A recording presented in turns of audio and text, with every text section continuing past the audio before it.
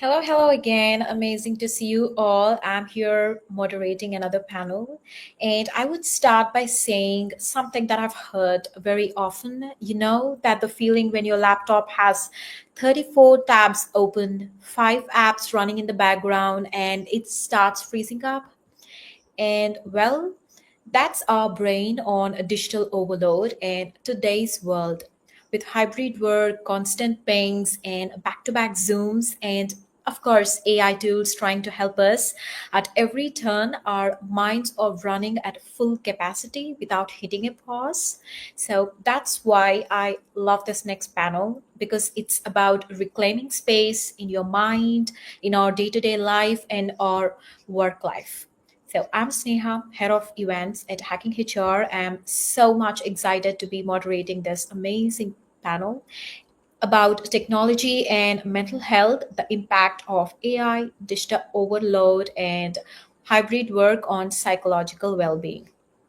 And audience, just letting you know again that this summit is credit eligible, and to receive your SHRM, HRCI, and IHRAM credits, and Credly badge, just make sure that you have your Hacking HR lab account and you receive this a week later under the learnings. Audience, just to keep it both the ways, please let us know in the chat what's one thing you do to disconnect from digital noise.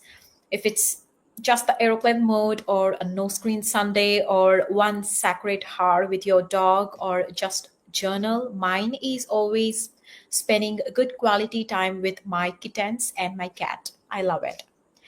Getting on to the panel, I would love to introduce our amazing speakers of this panel. We have Garrison, Jeff, Soundri, Sean. I would love for you to introduce yourself.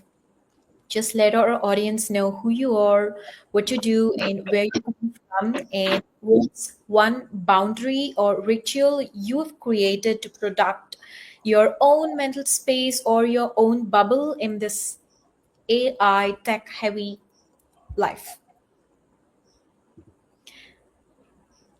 Who would like to go first? I can kick us off. I'm Sharon. I'm a VP of People and Operations. One boundary that I have set is actually having laptop free weekends that I work Monday to Friday. I still may check in on my phone, it's still connected, but I try to stay off my laptop doing heavy work on a weekend. Hi, I'll jump in next. Jeff Luttrell. I'm the Director of People and Culture for TBS, a small manufacturing company in Western North Carolina. And I schedule time on my calendar at the end of the day that I can go away to the gym, even if that means I have to log back in later to work some more. But I block that time out specifically for me to do my workouts at the gym. Hi, my name is Garrison Gibbons. I run people and administration at Chonu & Co. Holdings, which is a fintech company. And my ritual is that I have a 30-minute mental health block right after lunch or in the afternoon, where I step outside of the office or I try to leave my house. So I leave my physical workspace during that time. I can use it for a variety of different things, but I use that as an opportunity just to step away from the computer and from my phone to kind of stop work for at least 30 minutes during the workday. Hi, lovely to hear from everyone and about what you do. So, making some notes there, mental and physical. I'm Soundari. I'm based out of Hong Kong. So, I'm doing just what technically you should be doing. It's like 12:20 almost in the morning here in Hong Kong. So, I will ensure the one thing that I'll do is definitely sleep in a bit more tomorrow morning for sure. I run a people's consultancy around helping leaders and teams drive business outcomes using storytelling as a way to get it done, build their personal brand. And I just really think that the stories I listened to listen to a bit of the last panel. The stories that they shared about their experiences were really enriching, and I think they have the power to change the world. For me, in terms of boundaries, I do pottery. So that's my go to as and when I can. But every morning starts with actually reading a book. newspaper, brace yourself, not the digital one, with a cup of coffee. And I will wake up half an hour early to just get that me time for myself with the physical paper. That's very important. Okay, and as looking at this amazing panelists, everyone coming from the senior level leadership team, so we would love to know from your role, how do you see AI and digital overload affect psychological well-being in today's workplace? And from your own lens, with a honest opinion, what are the pros and cons of hybrid work as it relates to your team, your employee mental health, and what do you see from it?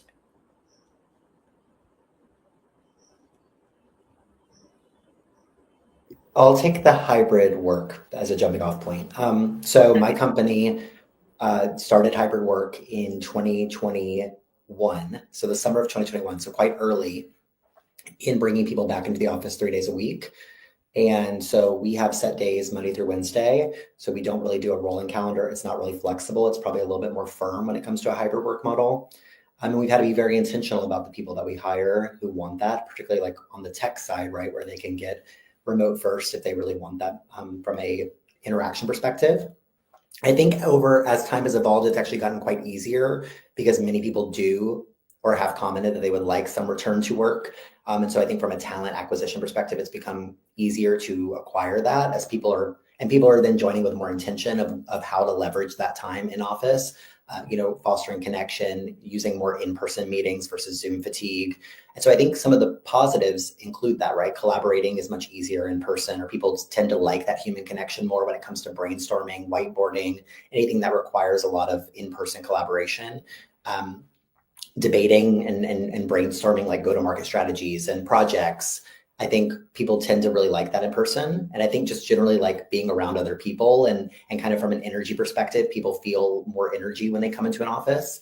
That being said, and then obviously the downside includes like when you actually then have work to do, or when you in a remote world where you can kind of design your day a little bit more intentionally, both from a personal, but also from like an actual work perspective, that becomes much more challenging in a hybrid model because you have a project that's due on Monday night, yet you're in the office, you're being distracted by people, you're being pulled into in-person meetings and more ad hoc meetings, and you're unable to actually get like that project done, which I think causes kind of what Sharon was talking about like not working on the weekends. It causes kind of this natural kind of rolling it all over of, oh, I'll do this tonight and then I'll come in later tomorrow, and then kind of never really addressing like the core issue, which is how to manage your time and how to make sure that your time's not being taken advantage of by the office or by the commute or things of that nature. And so I think that's really the hard part, is I think time management and feeling like there actually is a beginning and an end and that you're on top of your work, as I think remote work tends to result in a lot more flexibility or kind of feeling more ownership of your output. So I would say that's kind of an immediate kind of pro and con that I think a lot of our employees kind of voice and try to work on resolutions for.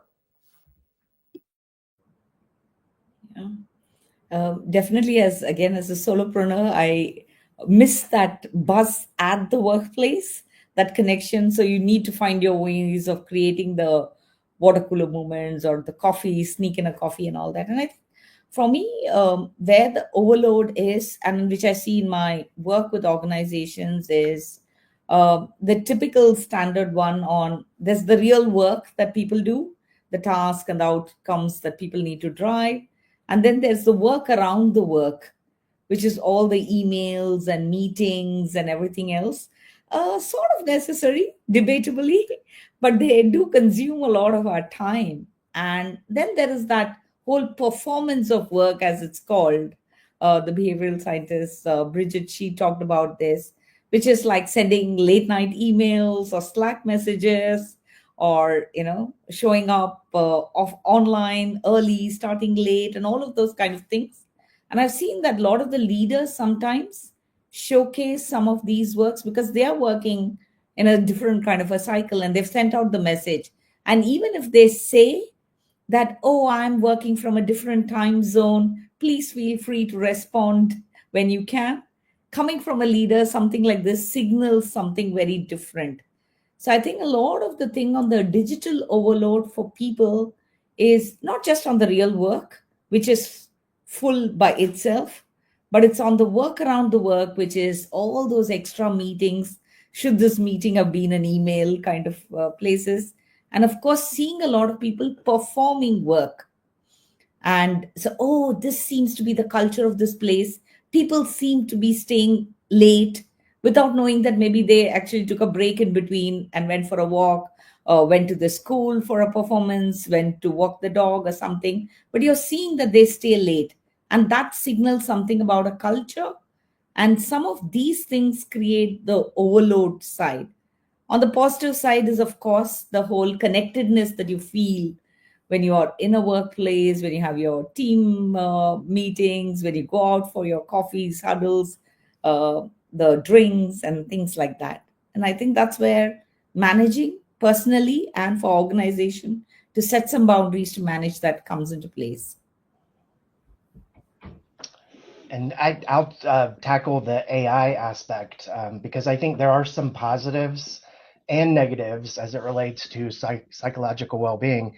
I think for me, we're in a less populated part of our country, and access to care has been difficult. So AI has enabled us to provide more care for our employees and give them more options so that they can get the care they need when they need it, as opposed to working with our insurance company to find someone that can fit them in when they have an emergency need. So that's been a huge plus for us is opening up the availability of lots of different providers around the globe that can help when they need it. I think there are lots of AI tools out there now that analyze your employees' speech and can tell you if maybe they're experiencing burnout. And that's something we haven't deployed yet, but we're looking into, because I think it can be hugely successful for us to figure out before they even know they need help what we can offer and how we could intervene. We work with a lot of people with disabilities in our company, about 75% of our population. And so, they've got a lot happening externally that impacts their mental health, and then add in technology and AI. And so it makes it a little more difficult. We've also found that our employees love the anonymity of using an AI tool for mental health counseling support. They feel like they don't have to tell somebody in the organization that they're working with, somebody that will keep it more confidential. Now, on the negative side, I think it just adds more digital time to the person, right? So that we're recommending, even if they might be overloaded, that it could possibly overload someone even more if we're saying, hey, we've got this digital tool available. And so we are seeing a little bit of that, and we've put a couple remedies in place. Privacy concerns are another issue that we've heard from some of our employees. Kind of the flip side of that anonymity, concerned about where that goes. If they're using an AI tool, who has it, who keeps it, and just wanting to ensure that that's kept confidential. And of course, bias in the algorithms may direct you in down a wrong path, or offer care for somebody that may not really may not personalize it enough for them. So those are just a couple. So I think AI can be super helpful in some situations, and there are concerns on the other hand too. I'll add to what Jeff talked about with AI. I think it's creating a lot of job insecurity right now for people, because they're thinking, if some of my tasks are automated, will I lose my job to AI? Will I be replaced? And so I think there's kind of that fine line of, how do you make this technology work for you? Could it make you more efficient, where you can get to do some more meaningful work? Are there opportunities for you to pick up other things that are more of a value add, if there's some things that you can automate in your role? But I know that creates additional stressors for people. Another area creating additional stress is there's more surveillance, there's productivity monitoring. People are not sure, like, am I being watched all this time? I get to work in this hybrid environment, but is someone actually like worried when I'm away for an hour doing my grocery run or going to the gym, even though I'm coming back at night and I'm signing back on and I'm catching up on my tasks? So I think that's also causing burnout and additional stress for people. There's the stimulation from the digital overload of all of the context switching. So I think there's all these pros and there's all these cons, and it's really up to us of how we balance both the negative and the positive to make the technology work in our favor, and balance those things out. I think with remote work as well, there's people that really love the autonomy and feel like they're more productive, and others feel like I'm isolated, I'm alone, I need that connection. And so it's really figuring out what works for you and personalizing that experience and looking for those opportunities that speak to your strengths in the environment that you seek. Yeah, as it relates to, I think, the digital overload piece, it may feel counterintuitive to solve digital overload in part by more digital usage, but I do think that there is a way that AI can solve digital overload. For example, the last thing I want to do at the end of the day is create a job description. I don't think there's any use case of writing a job description completely from scratch when the previous ways that we wrote a job description was to go on LinkedIn, find 5 similar jobs, and then we manually ourselves copy and pasted parts of the job to make a amalgamash of a new job description. Now AI can produce that in less than a minute, and then you can tweak it and edit it. And so I think like with first drafts and early processes and policies and a lot of things that may have taken a lot of time to get from like version A to version B, we now can speed that up. That does solve some digital overload where the last thing you want to do is open up a blank Word document and draft from scratch something that AI could produce for you in the span of seconds. And so I think there is a way in which AI can be leveraged as a way to address some of that digital overload.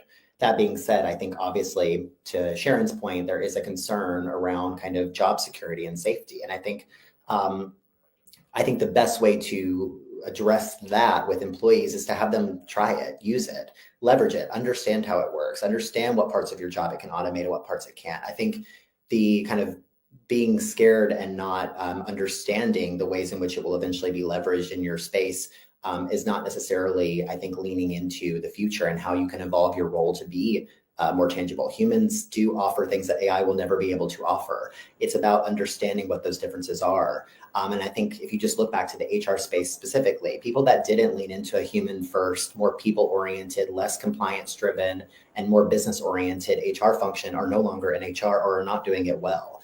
People that understood 10 years ago that this is where the industry was moving are the people that are now having jobs, having a space within the industry, and are moving companies forward.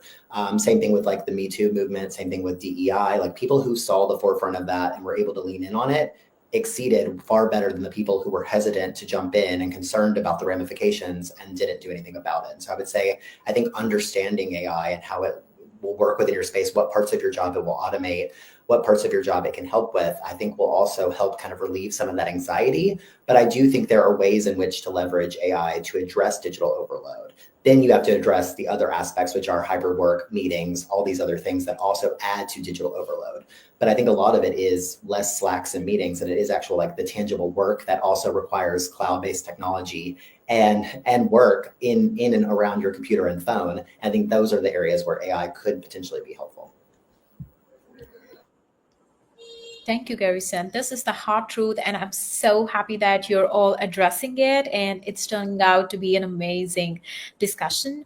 And with that, let's jump on to that next topic, which is how has return to office, whether the full-time or hybrid, impacted your mental health well-being across different teams that you're handling, and have you noticed any generational patterns in how AI and these digital tools affect workplace stress or your mental load?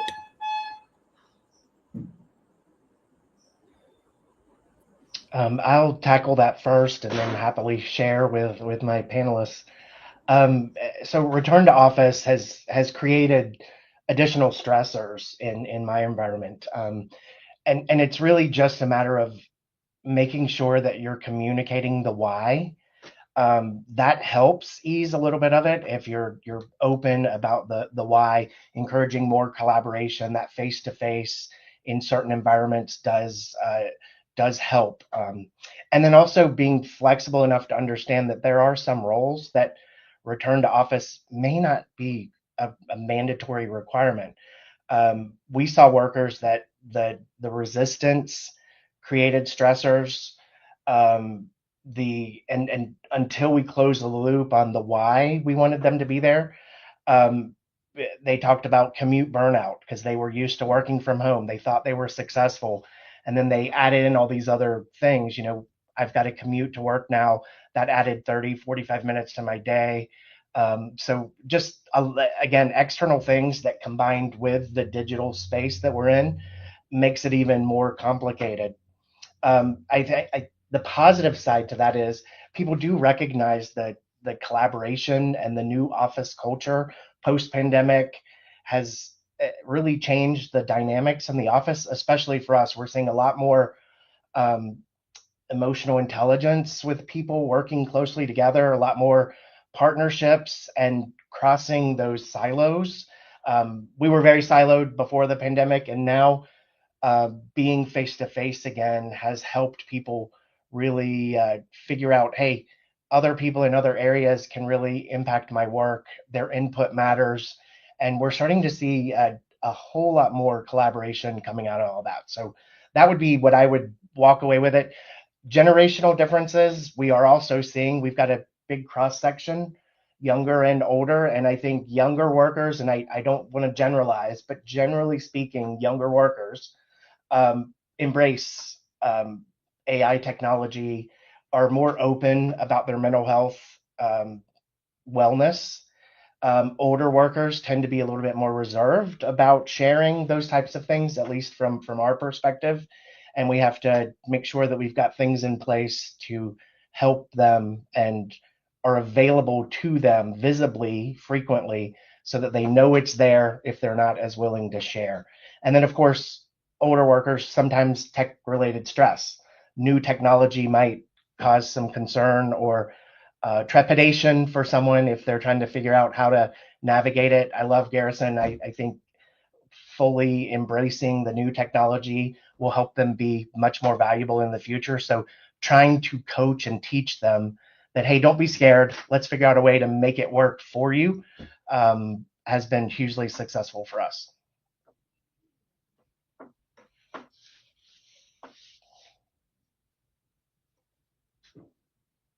I would say on generational, in terms of hybrid work as well, I do think older generations that worked for much longer in an office 5 days a week enjoy the flexibility. And I think see this as a, return to form of, I used to go in 5 days a week. I can now go in much more flexibly. I now have more freedom. And I think generally see hybrid work a lot more positively than I think potentially some of the younger generations who either started work just before COVID and then went remote and then realized that so much of the job could be done remotely, or who graduated college remotely and then have never really returned to an office or are returning to an office and have never socialized in this kind of way. And I think we really have to hold space for the particularly Gen Z and younger who are really going to, I think, struggle from a social interaction perspective, but as well as I think they will blossom when it comes to the technology and AI in the future because they've grown up with a device on their hand their entire life, and they kind of know the future of technology and they believe in it. But I think they struggle with the socialization. I see that with my own generation who grew up and socialized, but then also I think with Gen Z. There's a lot of internal struggles, I think, when it comes to being in front of an office, being kind of forced to socialize in a dynamic where they feel much more comfortable, I think, on Zoom or via Slack or communicating textually, which they do, every day in and out with everyone in their lives. And so I think that's the one where I think getting back to Jeff's point about value, I think we really have to start being intentional about the value that an office provides to Gen Z specifically, because they will make the argument quite effectively that they can get the same communication done textually and remotely and via Zoom, that in-person connection for them is not meaningful. And it actually could be detrimental because it's a challenge for them.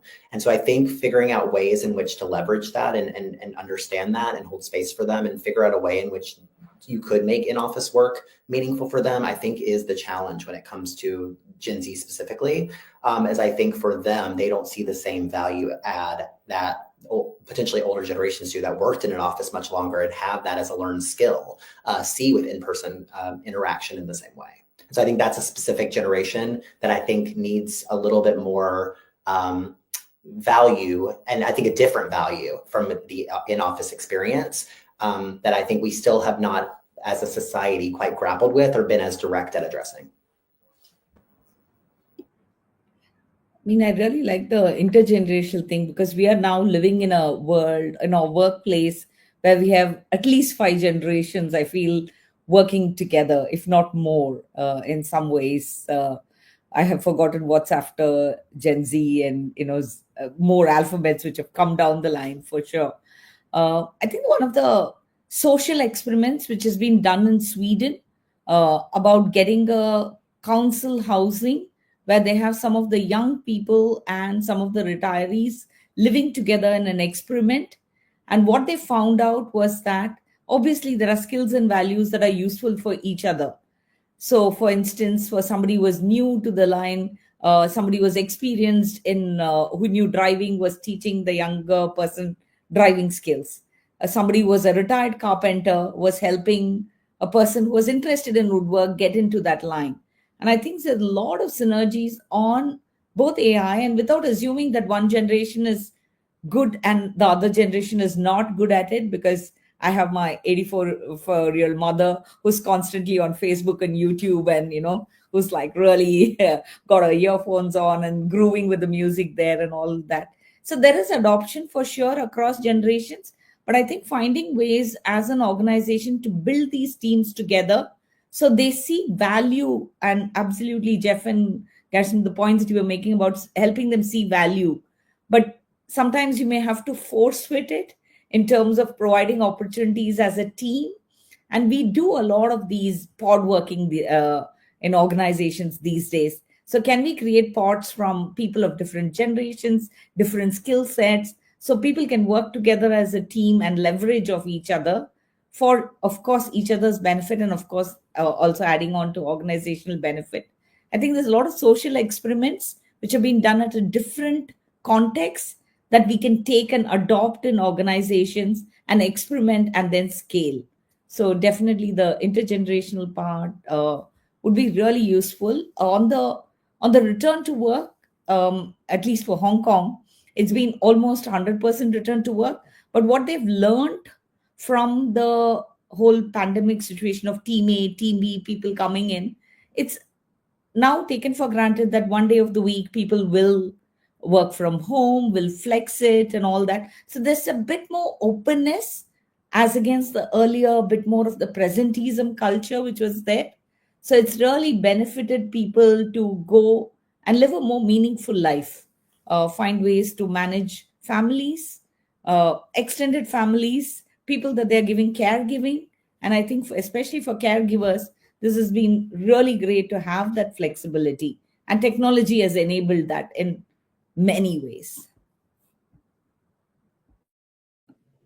One thing I want to add is that this can be very role specific, that, you might ask an engineer what their thought is on return to office, and they may say, I can jump on a huddle, I can get help through a Slack. I don't need, for my learning purposes to be around other people. Whereas I've spoken with sales leaders that want people to learn through osmosis, because the SDRs need to hear from other experienced leaders how to close a deal, how to make that sale, how to, navigate a challenging client situation. So I do think that there's something to be said, outside of generations, more inexperienced workers coming in, learning from more experienced workers. That's not always possible in a remote world, and some things are easier, but I think we have to create ways to do that in both ways. That, we have to create remote ways for doing that in companies where the in-person isn't possible. Some companies don't even have offices now, and we also need to leave that space open, that we bring people together for learning and development and other opportunities just for connection. I think the one thing missing from so many of the conversations on some of these aspects as it relates to hybrid work and AI and digital overload. And I see some of it in the comments as well, as I think like our own inherent bias based on how we entered the workforce / grew up / learn, and myself being included, right? Like I learn better by seeing someone do something, particularly like in person. Like you show me how to do this on Excel and I will remember how to do it on Excel. But that's not how everyone learns. And we now know that people learn differently. And I think also, people grow differently as well. And I think one of the challenges that I think we have to kind of come into is like the way that we entered the workforce, the way that we learned on the job, the way that we grew in our career, impacts the way in which we think other people should do the same thing. And I think the truth of the matter is that younger generations have learned entirely differently than older generations have by YouTube, by TikTok, by their cell phones, by computers. And they learned via video games, and like millennials did as well, versus I think learning via a workbook. And I think like just the way in which things have evolved and changed, I think ultimately results in also the way in which eventually the workforce is going to have to change, because doing a in-person training may not be the way in which to educate effectively a younger generation who can learn much faster and more digitally. And I think that's just something that I think we really have to, when thinking about all these things, really be intentional, as I think the value that people get from something, but also the speed to which they can learn, and the way in which they can learn may be very, very different than the way in which we learned or different generations learned. And I think that's still the thing that I see people struggle with, myself included. And I think that's the one thing that to actually address, we need to be able to start getting ahead of that and addressing the bias, and also start investigating how in which people are learning, growing, seeking value, getting value. And honestly, it may also result in cost savings. It may result in time savings, as doing a digital training is much faster and cheaper oftentimes than doing an in-person training is. And so I think that's just something that I think to call out here that I sometimes see not being addressed, but I think it is something we have to be honest with ourselves of in order to actually address the root, problem or issue. Thank you so much. That's amazing to hear from all of you. And we are running out of time, but I still do love to cover a couple of more topics with a quick round. And here's one thing that's very interesting to hear for audience as for myself. So what's one digital practice you've seen elevate mental well-being across an organization, and one that secretly drains it? And what would be your piece of advice on that? Also, audience, if you do have any, please drop into the chat and we would definitely look into it. I think one thing that I've seen we tend to do, and I read this a beautiful analogy in Tim Ferriss's show, where he talks about just like how we sometimes eat a lot of calories which are of no nutritional value, we sometimes consume a lot of knowledge and data and from the wrong sources. So the one digital overload piece which causes a lot of distress is that whole information overload.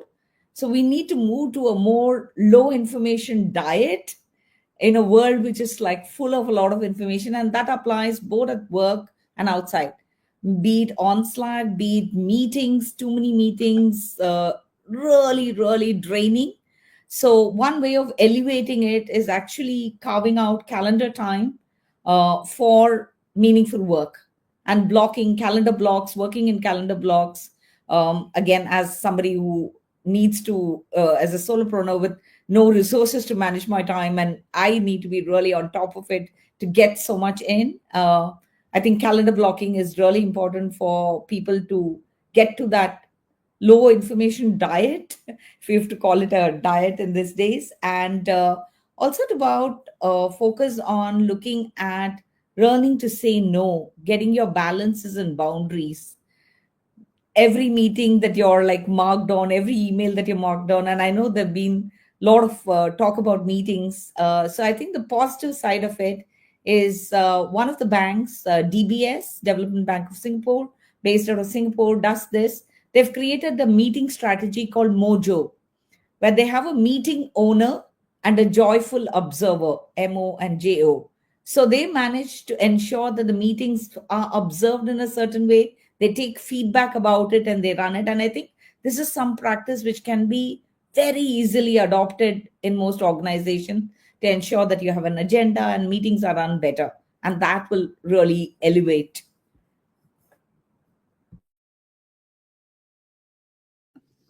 Adding to Sundari's point, I feel like in the past, multitasking was celebrated. It was it was a skill we wanted people to have. It was something that we thought was great in terms of productivity. I recently read a stat that it takes us 23 minutes to refocus after an interruption. So now imagine with all of your tabs open, the Slacks coming in, the email that you see as you're looking for something in a tab, all of those are actually taking away from our productivity. So I think this is something that we should try to avoid doing. And like Sundari said, like put those blocks in, set the boundaries, declutter your workspace. I think that's a big one that I'm notorious for having 30 to 50 tabs open in multiple windows. And it's scary when you look at my laptop, but I've actually started making it a point to delete the screenshots off my desktop, clear out my downloads folder, move those tabs and close them when I don't need them. Moving work to different tabs also helps you focus on, say, I'm working on a presentation for couple of hours. I can do that without seeing emails popping up in another tab. So I think we have to be very mindful of our own use and our own productivity in how to set some of those boundaries for ourselves as well. And maybe not celebrate some of the behaviors that are actually working against us than for us when we're trying to be more productive and reduce the burnout and reduce those extra hours and, context switching all day long. Yeah, I think one of the things I would say to avoid is I think this is an active thing that I think you have to do every day, but I think just the speed to which we work results in feeling like you need to keep that velocity and or speed it up, right? And I think with Slack messages particularly, it's like the minute you get one, you feel the need, no matter what your company says, no matter what anyone tells you, you feel the need to respond immediately because it is a instant message and you feel like, oh, I need to immediately collaborate on this thing. And I think that is resulting exactly with what Sharon's saying too, of, kind of constantly adding constant distractions and impacting productivity. And so I think really working to dismantle the feeling of needing to immediately respond and engage and kind of creating spaces for yourself to be able to step away, come back and be more thoughtful in your response or, respond when you actually have time. As so often the person that's sending you the message is not expecting an immediate response either, but they get one because it is a message and then that reinforces the behavior. And I think secondary to that in terms of what you should add to, I think is really being intentional about when do we want this delivered by? When are we expecting to roll out this process or policy? So often saying no is scary because you feel like you may not have the power or the ability to say no. But being able to ask for context around like, hey, this meeting that we're having, what is the output of this? When are we expecting to roll this thing out? When are we expecting to make a decision here? So that way you kind of understand, okay, in my week, in my month, when is this actually hitting? So that it doesn't feel like, oh, this meeting we had today, I now immediately need to go do this work. I now immediately need to roll this out and everything is like right now urgent. And so I think asking for that context and being able to then map out your day, week, month, quarter, I think can help kind of alleviate the feeling that if you don't ask, the assumption will be that it is immediate because so much of our life today is immediate. And so I think those would be some of the things that come to my mind. And I agree with all of you. I would just add that for your employees, look into a tool they're relatively low cost, things like Headspace or Lyra Health, where your employees can gain access to mental health tools 24 hours a day that can help them when they need it to help further support everything that we've already talked about.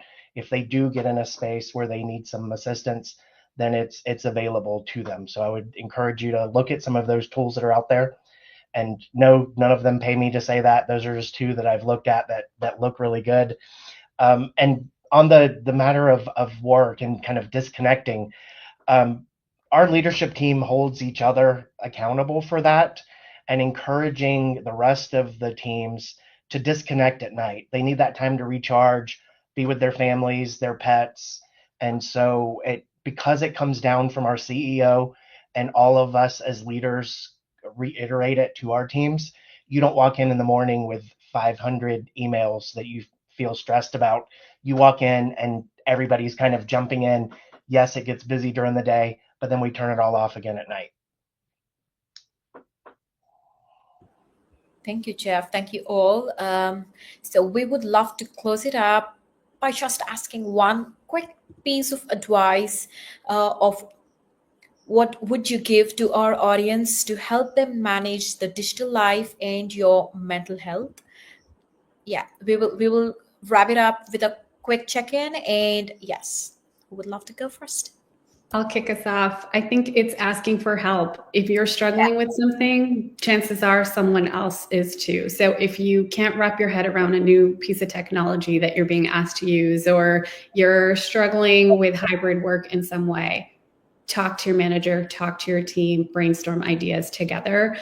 You're not in this alone, nor do you have to suffer through it alone. So be vocal about your needs, and leverage all of the free resources that are out there. There's tons and tons of tools, learning at your fingertips to help you get comfortable and help you adapt, and help you manage your own time as much as you need to.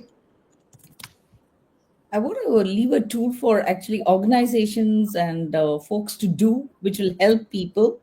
So there's a framework called US Surgeon General's Framework, which looks at mental health and well-being in organizations. So I have friends here in Hong Kong who are working on adding a level to it. So that framework talks about protection from harm, connection and community, work-life harmony, mattering at work, and opportunity for growth. It looks at different aspects of an employee's life cycle. So I think in today's world on AI and digital overload, we need to add another one on how are we coping with emerging technologies. And if we can do an assessment and measurement for each of us in organization, that would be a good addition to the framework. And that's something maybe HR heads who are in the call can really take up and look at it. And that'd be a useful tool to know. How are we progressing as an organization? How are we providing that space for people to flourish and grow? I would say, I think really take a moment to think about like where the uncertainty that you may be feeling and where you're feeling uncertain is coming from. And then I think working to address that. So if it's about AI and the use case and kind of the security around your job, like work to actually digest and investigate how to solve that problem. If it's hybrid work and how to make the most of your schedule and time management, work to address that. So I think so often we just feel uncertain and we get so overwhelmed by that we try to address it in a myriad of ways without kind of solving the root cause. And so I think really lean into what is causing that uncertainty right this moment, and then make digestible, tangible steps that can actually improve tomorrow that exact thing that is making you uncertain. If it's AI, log on to ChatGPT and use it 3 times today. If it's, hybrid work, next time you're in the office, make one goal that you want for that day that you're in the office. I think that makes it a lot more tangible and a lot more addressable. And just real quickly, since I know we're low on time, use data to figure out what your teams actually need. So whether, and you can use focus groups, surveys, AI tools, whatever it takes, find out what resources and support they need and try to personalize that to them, I think is what I would recommend. Thank you all. It's amazing to be a part of this panel, and this panel is really good. To all our panelists, thank you so much for bringing your honesty and openness, humor, and the heart to the space. I think our audience loved you all. There's been flooding a lot of comments. I hope you address it all. And to our audience, thank you all for showing up, for sharing in the chat, and being part of this collective reset we are trying to do. And please stay still. One more panel ahead, and do stretch, hydrate, and breathe, and we'll see you all around. Thank you so much. Thank you. Bye.